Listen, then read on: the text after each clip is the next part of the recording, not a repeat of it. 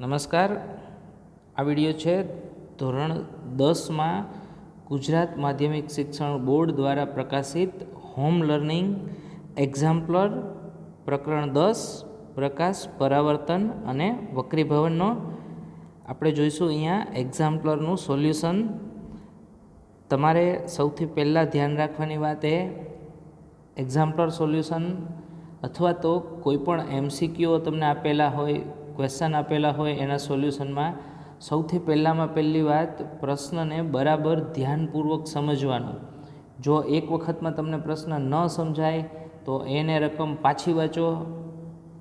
ન સમજાય ત્યાં સુધી તમે રકમ બરાબર ધ્યાનથી વાંચો. જો પ્રશ્ન તમે સમજી જશો શું પૂછવા માગે છે અને એમાં કઈ વસ્તુઓ તમને આપેલી છે, બસ આટલી વસ્તુ તમે સમજી જશો એટલે જવાબ મેળવવો અત્યંત સરળ છે. તો શરૂ કરીએ આપણા એક્ઝામ્પલર સોલ્યુશન. બહુવિકલ્પી પ્રશ્નમાં પહેલો પ્રશ્ન છે, એમાં એક બિંદુવત પ્રકાશ ઉદ્ગમમાંથી આવતો પ્રકાશ નીચે આપેલ પૈકી કોના પર આપાત કરવાથી સમાંતર કિરણપુંજ સ્વરૂપે પરાવર્તિત થશે. એટલે હવે તમારે જોવાનું છે એક બિંદુવત પ્રકાશ ઉદ્ગમવાળી વાત કરેલી છે, એમાંથી આવતો પ્રકાશ નીચે પૈકી કોના પર આપાત કરવાથી સમાંતર કિરણપુંજ સ્વરૂપે પરાવર્તિત થશે અથવા તો સમાંતર કિરણપુંજ સ્વરૂપે બહાર આવે છે. તો તમારે ઓપ્શન જોવા પડશે અને દરેક ઓપ્શનમાં તમારે વિચારવું પડશે કે ભાઈ બિંદુવત પ્રકાશ ઉદ્ગમ હોય તો કઈ વસ્તુઓ, અંતર્ગોળ અરીસો, બહિર્ગોળ લેન્સ, અહીંયા તમને આપેલું છે અંતર્ગોળ અરીસો, બહિર્ગોળ લેન્સ, બહિર્ગોળ અરીસો, અંતર્ગોળ લેન્સ, પછી છે એકબીજાથી લંબ ગોઠવેલા બે સમતલ અરીસા. એટલે આટલી બાબતો છે. આના ઉપર બિંદુવત પ્રકાશ ઉદ્ગમમાંથી પ્રકાશ આપાત થાય તો પરાવર્તિત સમાંતર કિરણપુંજ રૂપે પરાવર્તિત પ્રકાશ બહાર આવતો હશે. ફરીથી આની અંદર પણ બે અલગ કોમ્બિનેશન છે, અંતર્ગોળ અરીસો અને અંતર્ગોળ લેન્સ. એટલે આપણે જોવાનું છે એટલું આ 1, 2, 3, 4 અને 5 બાબત માટે આપણે આ ચેક કરવાનું છે. હવે આપણે જોઈએ અહીંયા 5 માટે આપણે આકૃતિ દોરીએ અને પછી નક્કી કરશે આપણે કે કોના ઉપરથી પરાવર્તિત થતો પ્રકાશ સમાંતર કિરણપુંજ સ્વરૂપે બહાર આવશે. અહીંયા ખાલી જગ્યા છે એનો જ આપણે ઉપયોગ કરીએ. અહીંયા હું અંતર્ગોળ અરીસાની રચના કરું છું, જોજો બરાબર ધ્યાનથી. આ P, F અને C. હવે આ મુખ્ય અક્ષને સમાંતર કિરણ આપાત થયું તો એનું પરાવર્તન થશે મુખ્ય કેન્દ્ર Fમાંથી. સેમ એવું જ ઉલટું વિચારીએ, નીચે તરફથી વિચારીએ, મુખ્ય અક્ષને સમાંતર કિરણ તો એનું પરાવર્તન થશે મુખ્ય કેન્દ્ર Fમાંથી. હવે અહીંયા બિંદુવત પ્રતિબિંબ છે એ મળે છે. હવે જો તમે આનું ઉલટું વિચારો ને તો આ બિંદુવત વસ્તુમાંથી નીકળતો પ્રકાશ આ રીતે આપાત થાય અરીસા ઉપર તો એનું પરાવર્તન થશે આ બાજુ મુખ્ય અક્ષને સમાંતર અથવા તો પરાવર્તિત કિરણ સમાંતર કિરણપુંજ રૂપે મળે. આ બીજી બાજુ જ વિચારીએ આપણે, આ સપાટી ઉપર આપાત થયું કિરણ તો એનું પરાવર્તન પણ આ રીતે જ આમ થશે. એટલે કે બિંદુવત પ્રકાશ ઉદ્ગમ હોય, અરીસા ઉપર કિરણો આપાત થાય તો પરાવર્તિત કિરણ સમાંતર કિરણપુંજ સ્વરૂપે મળશે. એટલે આ અંતર્ગોળ અરીસા માટે સાચું થશે પહેલી વાત એક. હવે આપણે જોઈએ બહિર્ગોળ અરીસો. તો ફરી પાછું P, F અને C. બહિર્ગોળ અરીસા માટે મુખ્ય અક્ષને સમાંતર કિરણ આપાત થયું એનું પરાવર્તન આમ ઉપર તરફ થશે, નીચેનું કિરણ આપાત થશે તો એનું પરાવર્તન આમ નીચે તરફ થશે. બંને કિરણોને આમ પાછળ લંબાવું તો Fમાંથી V કેન્દ્રિત થતો હોય એવો ભાસ થાય. એટલે કે આને હું ઉલટાવું અથવા તો આ બિંદુવત વસ્તુમાંથી પ્રકાશના કિરણો આમ બહાર નીકળે તો સમાંતર કિરણપુંજ રૂપે બહાર આવતા હોય એવું લાગતું નથી. એટલે બહિર્ગોળ અરીસો છે એ નહીં આવે. હવે આપણે જોઈએ બહિર્ગોળ લેન્સ. તો બહિર્ગોળ લેન્સમાં લેન્સની રચનામાં અહીંયા ઓપ્ટિકલ સેન્ટર O, આ બાજુ મુખ્ય કેન્દ્ર એક F1, આ સાઈડ બીજું મુખ્ય કેન્દ્ર F2. મુખ્ય અક્ષને સમાંતર તો અહીંયા મુખ્ય કેન્દ્ર Fમાંથી વક્રીભવન પામશે, મુખ્ય અક્ષને સમાંતર ફરીથી મુખ્ય કેન્દ્ર Fમાંથી. આને જો હું ઉલટાવું તો બહાર આવતું કિરણપુંજ સમાંતર કિરણપુંજ રૂપે પરાવર્તિત થશે, એટલે બહિર્ગોળ લેન્સ માટે સાચું થશે. હવે અંતર્ગોળ લેન્સ જોઈએ. તો અંતર્ગોળ લેન્સની અંદર ફરીથી ઓપ્ટિકલ સેન્ટર O, મુખ્ય કેન્દ્ર F1, આ બાજુ બીજું મુખ્ય કેન્દ્ર F2. તો અહીંયા મુખ્ય અક્ષને સમાંતર આમ ઉપર તરફ વક્રીભવન પામશે, આ નીચેવાળું મુખ્ય અક્ષને સમાંતર આમ નીચે તરફ, બંને આમ પાછળ લંબાવો તો ભેગા થાય, આભાસી પ્રતિબિંબવાળી વાત થાય. ઉલટાવો તો સમાંતર કિરણપુંજ મળશે નહીં, એટલે અંતર્ગોળ લેન્સ કેન્સલ થશે. એટલે બે વસ્તુ આપણી પાસે થઈ, એક અંતર્ગોળ અરીસો અને બીજું બહિર્ગોળ લેન્સ. હવે ચોથી વસ્તુ આપણે જોવાની છે, પાંચમી વસ્તુ આપણે જોવાની છે, બે અરીસાઓ એકબીજાના 90 ડિગ્રીના ખૂણે ગોઠવાયેલા હોય. તમે આ ચારે ચાર આકૃતિ સારી રીતે કેવી રીતના દોરી શકાય એના માટે પણ આકૃતિ દોરવાની સરળ રીત આપણે NCERT ટ્યુટોરિયલમાં પ્લેલિસ્ટની અંદર આપેલું છે. તમે એની અંદર એક વખત જોજો, એટલે તમને બધી જ આકૃતિ કેવી રીતના સ્પષ્ટ અને સારી રીતે દોરી શકાય એ સમજાવેલ છે.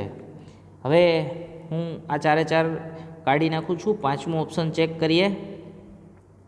પાંચમા ઓપ્શનમાં 90 ડિગ્રીના ખૂણે ગોઠવાયેલા બે સમતલ અરીસાઓવાળી વાત છે. જો આમ સમાંતર કિરણ આપાત થાય તો પરાવર્તનના નિયમ પ્રમાણે આનું પરાવર્તન આ બાજુ થશે, અહીંથી ફરી પાછું પરાવર્તન આ બાજુ થશે, એટલે કે સમાંતર રૂપે આપાત થતું કિરણ બંને અરીસાઓમાંથી બહાર આવતું કિરણ પર અથવા તો પરાવર્તિત થતું કિરણ પણ સમાંતર જ છે. જો આને ઉલટાવો, અહીંયાથી આમ દિશા ઉલટાવીએ તો આમ બહાર પરાવર્તન રૂપે આવશે, એટલે કે આ પણ શક્ય નથી. તો હવે જવાબ તમારા માટે થઈ ગયો અંતર્ગોળ અરીસો અને બહિર્ગોળ લેન્સ. તો આપણે ચેક કરીએ. ચાર ઓપ્શન છે, એની અંદર આ અંતર્ગોળ અરીસો અને બહિર્ગોળ લેન્સ એટલે સીધો એ જ આપણો જવાબ મળી જાય છે. બીજા જવાબ પણ આપણે ચેક કરી લેવાના.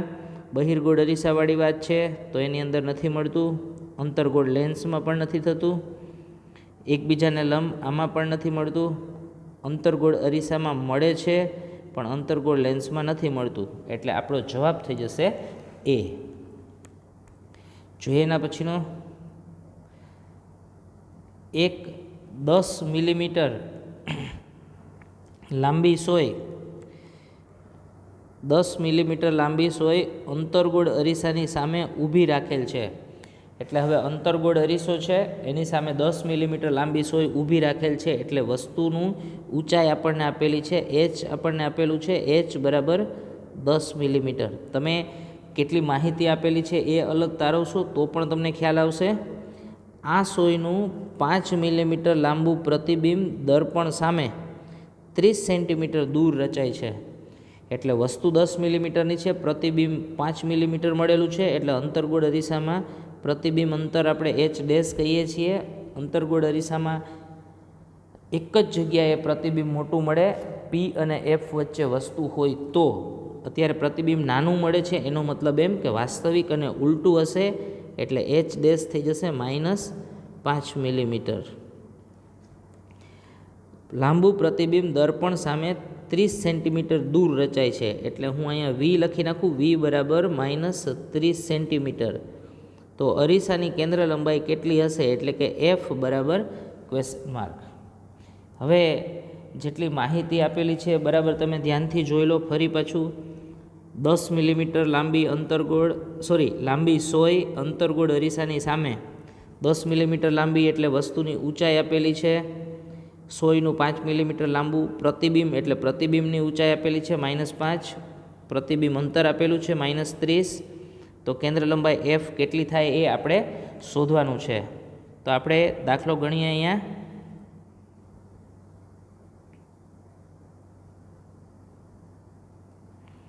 બરાબર ધ્યાનથી જોજો. ફરી પાછું હું લખું છું, 10 મિલીમીટર લાંબી સોય એટલે h બરાબર આપણને આપેલું છે આ 10 મિલીમીટર, પ્રતિબિંબની ઊંચાઈ આપેલી છે h ડેશ, -5 મિલીમીટર, પ્રતિબિંબ અંતર V આપેલું છે આપણને, V બરાબર લખીએ આપણે -30 સેન્ટીમીટર. હવે આપણે ગોતવાનું છે કેન્દ્ર લંબાઈ F.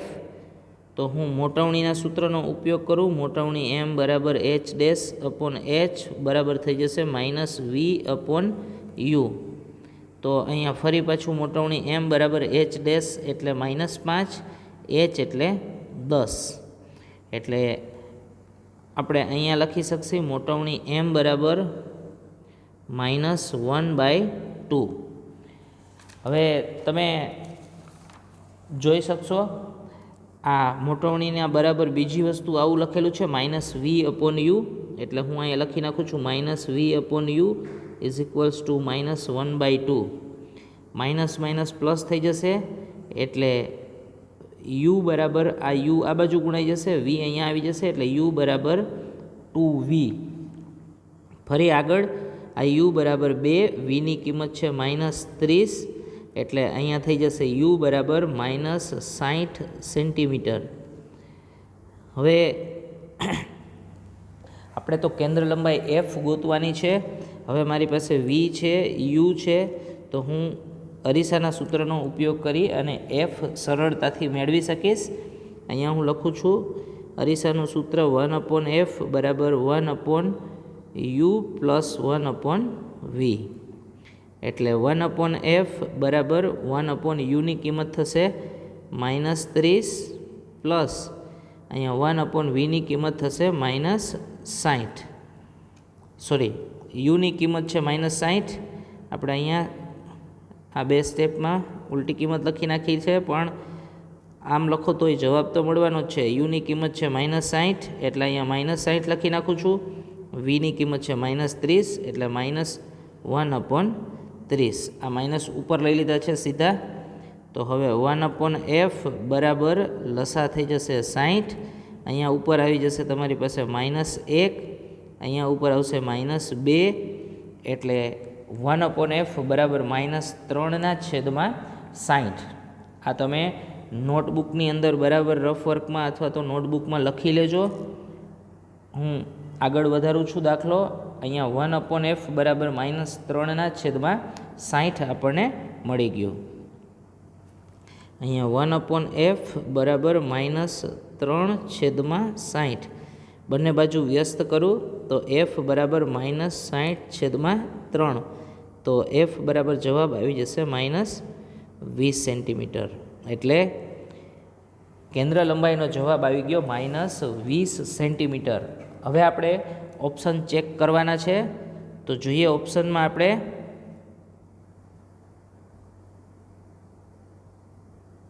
બીજા પ્રશ્નમાં આપણે અહીંયા -20 સેન્ટીમીટર એક જ જવાબ છે બી, એટલે આપણો જવાબ થઈ જશે બી. જોઈએ ત્રીજો પ્રશ્ન.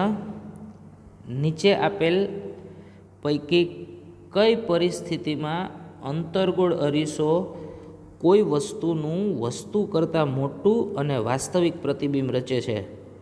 અંતર્ગોળ અરીસો વસ્તુનું વસ્તુ કરતાં મોટું અને વાસ્તવિક પ્રતિબિંબ રચે છે. હવે જોજો બરાબર, વસ્તુ કરતાં મોટું હોવું જોઈએ અને વાસ્તવિક એટલે કે ઉલટું.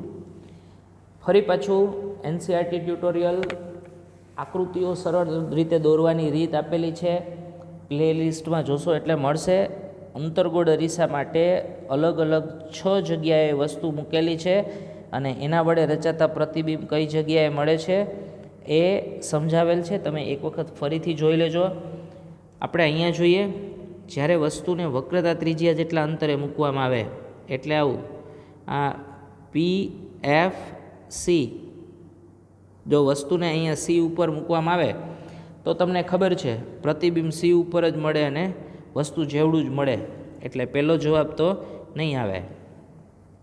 ફરીથી આગળ બીજું, જ્યારે વસ્તુને કેન્દ્ર લંબાઈ કરતાં ઓછા અંતરે મૂકવામાં આવેલા હોય, એટલે અહીંયા આ PFC કેન્દ્ર લંબાઈ કરતાં ઓછા અંતર, એટલે અહીંયા તો એનું પ્રતિબિંબ મળે છે વાસ્તવિક અને અરીસાની પાછળના ભાગમાં, આભાસી અને અરીસાની પાછળના ભાગમાં, એટલે કે આભાસી અને ચત્તુ પ્રતિબિંબ મળે. એટલે આ જવાબ પણ નહીં આવે. એ બી બંને ઓપ્શન આપણા માટે કામના નથી. હવે ત્રીજો ઓપ્શન ચેક કરીએ.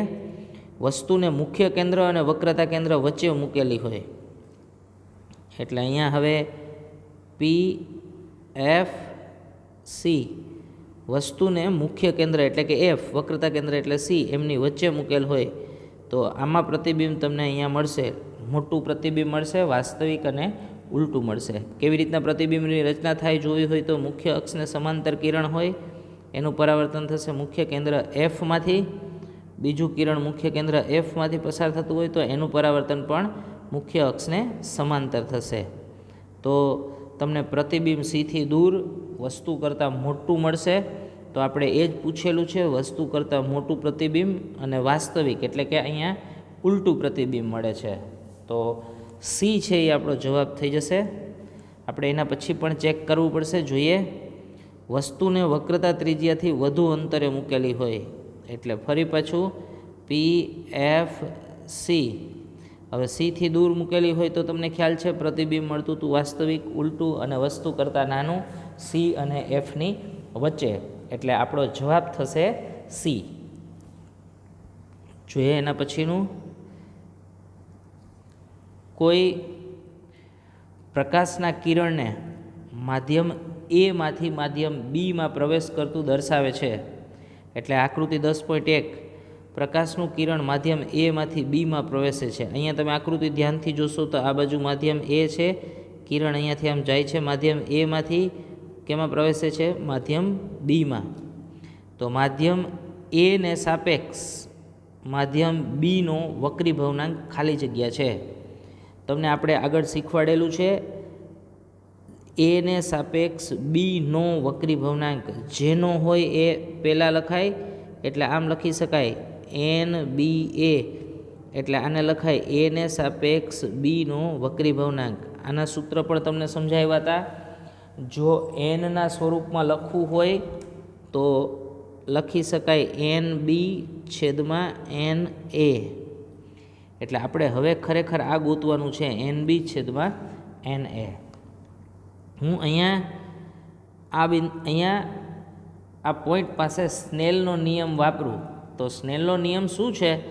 તો કે આ જે માધ્યમ હોય એનો વક્રી ભવનાંક અને એને લંબ સાથે બનાવેલો ખૂણો, આ બાજુ માધ્યમનો વક્રી ભવનાંક અને એને લંબ સાથે બનાવેલા ખૂણો, એટલે કે એને લંબ સાથે બનાવેલા ખૂણાની સાઇન લેવાની.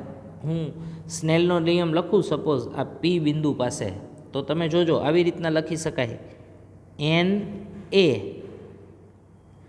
સાઇન ખૂણો કેટલાનો છે? 60.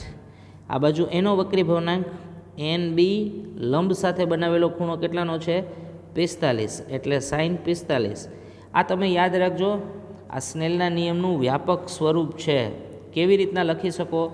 તો કે જે તે બિંદુ પાસે સ્નેલનો નિયમ વાપરવો હોય તો પ્રકાશનું કિરણ જ્યાંથી આવતું હોય એ માધ્યમનો વક્રી ભવનાંક અને આપાત કોણના સાઇનનો ગુણાકાર ઇઝ ઇક્વલ્સ ટુ જ્યાં જતું હોય એ માધ્યમનો વક્રી ભવનાંક અને ત્યાં વક્રીભવન કોણના સાઇનનો ગુણાકાર.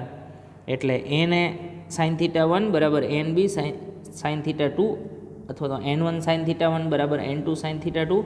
આવું વ્યાપક સ્વરૂપ છે.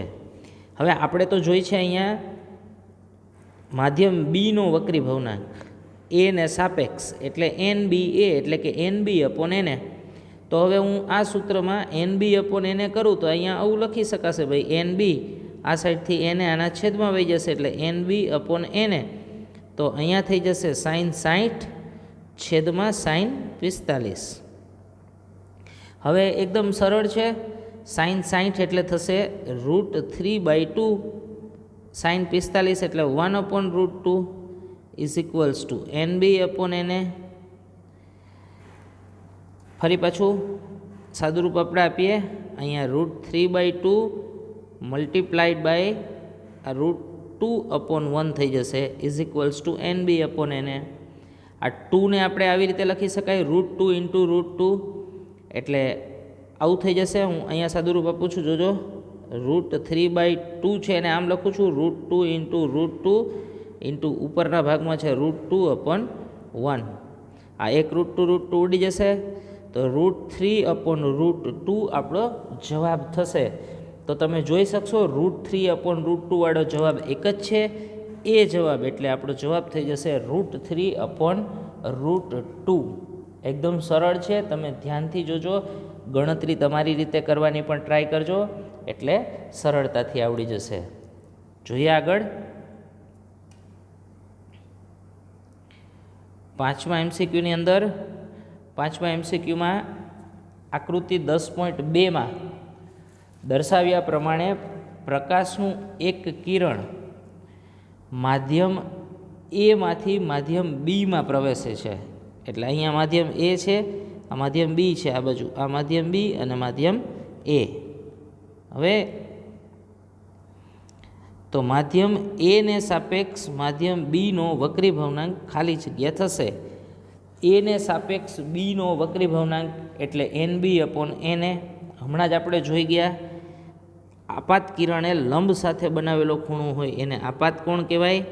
એટલે આ ખૂણો થશે આપાત કોણ I, આ લંબ સાથે બનાવેલો ખૂણો થશે વક્રીભૂત કોણ R. હવે મારે આ બિંદુ પાસે સ્નેલનો નિયમ વાપરવો હોય, અહીંયા ધારો કે P બિંદુ પાસે, અહીંયા હું P બિંદુ લખી નાખું છું.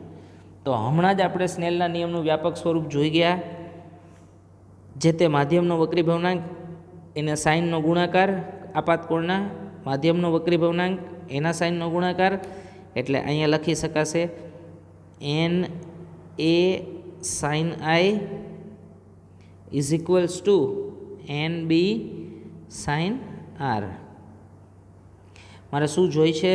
માધ્યમ એ ને સાપેક્ષ બીનો વક્રી ભવનાંક એટલે કે NBA એટલે કે NB/NA, એને સાપેક્ષ બીનો વક્રી ભવનાંક.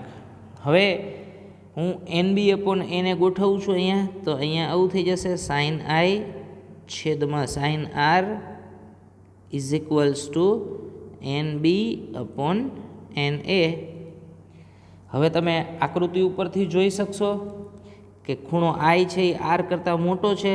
એટલે આપણે અહીંયા લખી શકાય sin I greater than sin R. એટલે આ sin I greater than sin R છે, તો આનો જવાબ મળશે 1 કરતાં મોટો. તો NB/NA નો જવાબ કેટલો થશે? તો કે 1 કરતાં મોટો. તો હું આવું લખી શકું અહીંયા ફરીથી NB/NA નો જવાબ 1 કરતાં મોટો. આ અંશ મોટો છે, છેદના અહીંયા અંશ મોટો છે, છેદ નાનો છે, એટલે જવાબ 1 કરતાં મોટો મળવાનો છે. એટલે NB/NA એનો મતલબ એમ કે એ ને સાપેક્ષ બીનો વક્રી ભવનાંક કેવો મળશે? 1 થી વધારે. તો આપણો જવાબ થઈ જશે A.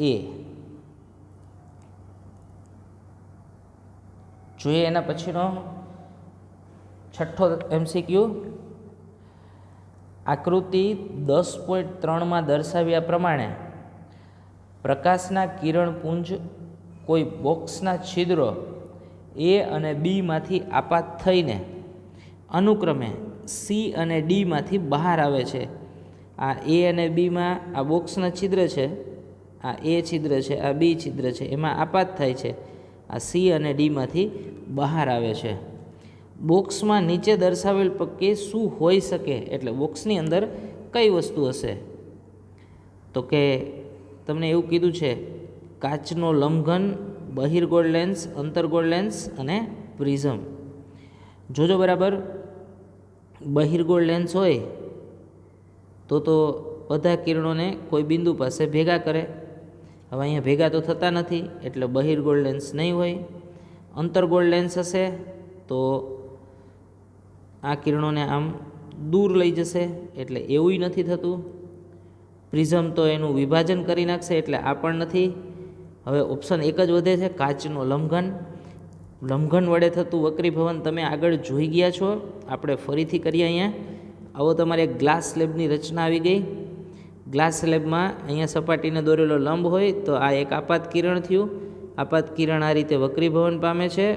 અહીંયા ફરીથી સપાટીએ દોરેલો લંબ ત્યાંથી આમ નિર્ગમન પામે છે. જો વક્રીભવનની ઘટના ન થતી હોત તો કિરણ આમ સમાંતર જતું હોત. અહીંયા ગ્લાસ સ્લેબમાં આપાત કિરણ અને નિર્ગમન કિરણ અથવા તો બહાર નીકળતું કિરણ સમાંતર હતું. તો અહીંયા આ આપાત કિરણ છે, આ નિર્ગમન કિરણ છે, તો એ સમાંતર છે એવું સમજી શકાય. હજી તમને હું અહીંયા વધારે સ્પષ્ટતા કરીએ. ધારો કે અહીંયા એવું વિચારી લો કે કોઈ એક ગ્લાસ સ્લેબ મૂકેલો છે, તો ગ્લાસ સ્લેબમાંથી આ કિરણ આપાત થયા અહીંયા આ લંબ રૂપે જશે અને અહીંયાથી કિરણ વળી પાછા વક્રીભવન પામીને બહાર નીકળશે. ફરીથી સેમ એવું જ આ આપાત થશે, આ લંબ રૂપે જશે અને વક્રીભવન પામી અને કિરણ આ રીતે બહાર નીકળશે. એટલે હમણાં જે કાચના લંબઘનવાળી વાત કરેલી છે સેમ એ જ રીતના વક્રીભવન અહીંયા થશે. એટલે બોક્સની અંદર હશે કાચનો લંબઘન, એટલે આપણો જવાબ થઈ જશે એ, કાચનો લંબઘન. એના પછીનું સાવ સરળ આકૃતિ જોઈને એવું લાગે ઘણું બધો અઘરો MCQ છે, પણ તમે ટ્રાય કરશો એટલે એકદમ સરળ. પ્રકાશનું એક કિરણપુંજ બોક્સની સપાટી એ પરના છિદ્રમાંથી આપાત થઈ બોક્સની બીજી બાજુની સપાટી બી પરના છિદ્ર દ્વારા આકૃતિમાં દર્શાવ્યા પ્રમાણે બહાર આવે છે. હવે તમે 10.4 આકૃતિ જુઓ. આ એ પર આ બધા કિરણો આપાત થાય છે 1 થી 10, બી પરના બીજું છિદ્ર છે ત્યાંથી બહાર આવે છે 1 થી 10. તો બોક્સની અંદર નીચે પૈકી શું હોઈ શકે? જો ધારો કે અહીંયા અંતર્ગોળ લેન્સ હશે બોક્સની અંદર એવું વિચારો, તો આ કિરણ આપાત થયું, એ કિરણ તો આમ જશે, આ આપાત થયું, એ કિરણ આમ જશે, એટલે આવું હોઈ શકશે નહીં. કાચનો લંબઘન તો બહાર આવતા કિરણો સમાંતર હોવા જોઈએ, તો અહીંયા સમાંતર કિરણો નથી એટલે લંબઘન પણ નહીં હોઈ શકે. પ્રિઝમ તો બધાનું વિભાજન કરશે એટલે અલગ અલગ કલરો છૂટા પડશે, તો એ પણ નથી. તો હવે બહિર્ગોળ લેન્સમાં તમે વિચારી શકો, જોજો બરાબર, અહીંયા બહિર્ગોળ લેન્સ હોય તો આ આપાત થતું કિરણ છે એ વક્રીભવન પામી અને કોઈ બિંદુ પાસે ભેગું થતું હોય. સેમ તમે આવું દોરી શકો અહીંયાથી આ. તો એનો મતલબ એમ કે અહીંયા આ 1 નંબરનું કિરણ છે આપાત થયું, લેન્સમાં વક્રીભવન પામી અહીંયા પહોંચ્યું અને ત્યાંથી આમ આગળ નીકળે છે, એટલે આ 1 નંબરનું કિરણ આવ્યું. અહીંયા 10 નંબરના કિરણમાં જુઓ તો તમે વક્રીભવન પામી એફ પાસે આવે છે અને આ 10 નંબરનું કિરણ છે એ બહાર નીકળે છે. એનો મતલબ એમ કે બોક્સની અંદર શું હશે? તો કે બહિર્ગોળ લેન્સ. ક્લિયર થઈ જાય એવું છે, સાવ સરળ છે, પણ બરાબર તમારે દરેકની બેઝિક કોન્સેપ્ટ, અંતર્ગોળ લેન્સ, બહિર્ગોળ લેન્સ, લંબઘન, પ્રિઝમ, કઈ ઘટનાઓ કરે છે, કેવી રીતના થાય છે, એ તમને થિયરી બરાબર આવડતી હશે તો MCQ સોલ્વ કરવા એકદમ સરળ છે. જોઈએ 8માં, નીચે પૈકી ક્યુ વિધાન સત્ય છે? 0.25 મીટર કેન્દ્ર લંબાઈ ધરાવતા બહિર્ગોળ લેન્સનો પાવર 4 ડાયોપ્ટર છે. જોજો બહિર્ગોળ લેન્સ હોય તો એની કેન્દ્ર લંબાઈ પ્લસ હોય ને એનો પાવર પ્લસ હોય. બધા ચેક કરીએ આપણે. 0.25 મીટર કેન્દ્ર લંબાઈ ધરાવતા બહિર્ગોળ લેન્સનો પાવર -4 ડાયોપ્ટર. આ તો ના જ આવે, માઇનસ થશે નહીં. અંતર્ગોળ લેન્સ હોય તો એની કેન્દ્ર લંબાઈ માઇનસ હોય ને એનો પાવર માઇનસ મળે, અહીંયા પાવર પ્લસ આપ્યો છે એટલે આઈ ન હોય. હવે અંતર્ગોળ લેન્સ એની કેન્દ્ર લંબાઈ માઇનસ હોય તો એનો પાવર કેવો થશે? માઇનસ. અને બહિર્ગોળ લેન્સ હોય તો એની કેન્દ્ર લંબાઈ પ્લસ હશે અને એનો પાવર થશે પ્લસ. તો આપણે અહીંયા જોઈએ 0.25 મીટર કેન્દ્ર લંબાઈ ધરાવતા બહિર્ગોળ લેન્સનો પાવર 4 ડાયોપ્ટર છે. તો અહીંયા હું P બરાબર લખું છું 1/f. અહીંયા P, એફની કિંમત 0.25, અહીંયા 0.25 લખી નાખું છું. બહિર્ગોળ લેન્સ છે એટલે કેન્દ્ર લંબાઈ પ્લસ જ હશે. તો હવે P = 1/0.25 એટલે ઉપર થઈ જશે 100/25 એટલે થઈ જશે P બરાબર 4 ડાયોપ્ટર. એટલે P બરાબર 4 ડાયોપ્ટર મળી જશે. એટલે 8મા MCQનો જવાબ થઈ જશે આપણો A. હવે એના પછીનો MCQ જોઈએ. વાહનોની પાછળની સ્થિતિને જોવા માટે તેમાં વપરાતા રિયર વ્યૂ મિરરની મોટવણી. હવે તમે જોઈ શકશો મોટવણીનું સૂત્ર હોય છે M = H'/H. હવે પાછળની સ્થિતિને જોવા માટે તમને ખ્યાલ છે પ્રતિબિંબ તો નાનું મળતું હોય, તો પ્રતિબિંબ નાનું હોય, અંશ નાનો હોય, છેદ મોટો હોય, તો જવાબ કેવો મળશે? 1 કરતાં ઓછો. તો 1 કરતાં ઓછી હોય છે મોટવણી, એટલે આપણો જવાબ થઈ જશે એ, મોટવણી 1 કરતાં ઓછી. અહીંયા 1 કરતાં વધુ કેન્સલ, બરાબર 1 કેન્સલ. તેની સામે રાખેલ વસ્તુની સ્થિતિને આધારે 1 કરતાં વધારે કે ઓછી હોય છે એ પણ કેન્સલ થઈ જશે. હવે જોઈએ એના પછીનું, કોઈ અંતર્ગોળ અરીસા પર આપાત થતા સૂર્યના કિરણો અરીસાની સામે 15 સેન્ટીમીટર દૂર કેન્દ્રિત થાય છે. અંતર્ગોળ અરીસા પર આપાત થતા સૂર્યના કિરણો અરીસાની સામે 15 સેન્ટીમીટર દૂર કેન્દ્રિત થાય છે. એટલે કે આ અંતર્ગોળ અરીસો પી, એફ અને સી. અરીસાની સામે કોઈ વસ્તુ તેટલા જ કદનું પ્રતિબિંબ મેળવવા કેટલા અંતરે રાખવી જોઈએ? હવે જોજો બરાબર, આપણે અંતર્ગોળ અરીસા માટે આ પી, એફ, સી રફલી ડાયાગ્રામ દોરીએ.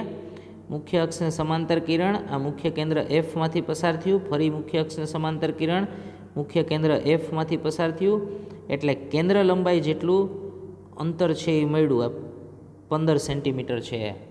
અહીંયા પી સુધીનું અંતર એટલે 15 સેન્ટીમીટર મળ્યું, પીથી એફ સુધીનું અંતર. હવે વસ્તુને તેટલા જ કદનું પ્રતિબિંબ, તો તમને ખ્યાલ છે વસ્તુ સી ઉપર હોય તો જ તેટલા કદનું પ્રતિબિંબ મળે, અને સી પર જ મળે ને ઉલટું મળે. તો 15 સેન્ટીમીટર કેન્દ્ર લંબાઈ થઈ, તો પીથી સી, આર તો કેન્દ્ર લંબાઈનું ડબલ થાય, R is equals to 2F, એટલે 2 ગુણ્યા 15, તો જવાબ થઈ જશે આપણો 30 સેન્ટીમીટર. એટલે આપણે લખી શકીએ અહીંયા બી જવાબ આપણો અરીસાની સામે 30 સેન્ટીમીટર દૂર. એના પછીનો MCQ જોઈએ આપણા નેક્સ્ટ વિડીયોની અંદર.